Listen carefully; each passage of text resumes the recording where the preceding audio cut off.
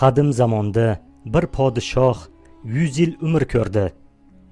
Kunlarning birida podshohning qarshisida o'lim farishtasi paydo bo'ldi va uni jonini olish uchun kelganini aytdi. Podshoh esa, balki o'g'illarimdan birini jonini olarsan. To'g'ri, men 100 yil yashadim, lekin mana shu 100 yil davomida hayotdan bahra olmadim. Butun umr saltanat ishlari bilan band bo'ldim. Hatto bir kun kelib o'lishimni ham o'ylamabman. Menga rahming kelsin, dedi podshoh. Mayli, o'g'illaringdan so'rab ko'r. Agar ular rozi bo'lsa, seni o'rningga farzandlaringdan birini jonini olaman, dedi o'lim farishtasi. Podshohning bir necha xotinidan 100 ta o'g'li bor edi. Podshoh barcha o'g'illarini to'plab bor gapni tushuntirdi. Yosh katta o'g'illar juda ayyor, mug'ombirligi tufayli hech biri otasi uchun jon berishni xohlamadi. Shu payt podshohning 16 yoshli kenja o'g'li bir qadam oldinga chiqdi va "Men roziman", dedi bosh egib. Yosh yigitni ko'rgan o'lim farishtasi bolaga rahmi keldi. 100 yil umr ko'rgan podshoh o'lgisi kelmasa-yu, bu go'dakni qanday qilib jonini olaman, deb o'yladi o'lim farishtasi va "Bolakay, sen bu hayotda hali hech narsani tushunmaysan. Sen begunoh bolasan.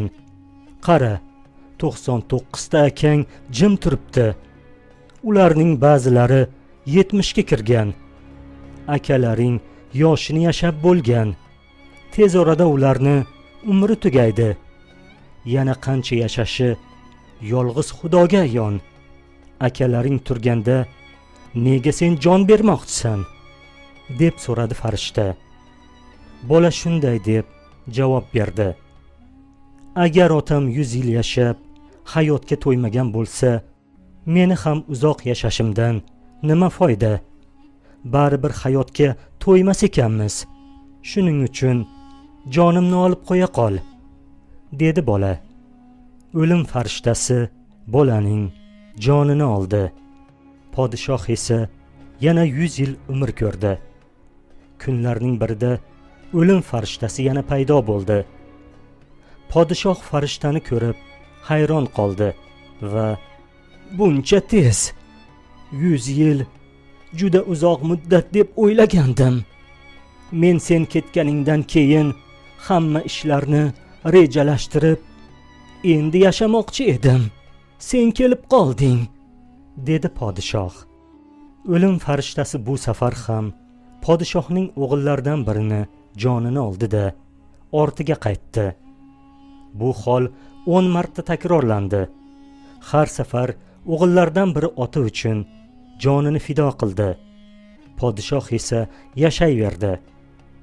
Oradan yillar o'tib, podshoh 1000 yoshga kirdi va o'lim farishtasi yana paydo bo'ldi. "Xo'sh, endi nima deysan? Yana o'g'illaringdan birini jonini olaymi?" deb so'radi farishta. Podshoh biroz o'ylanib turdi-da, shunday deb javob berdi: "Yo'q, bu safar o'g'illarimni tinch qo'y. Hammasi befoyda. Hatto 1000 yil ham befoyda ekan.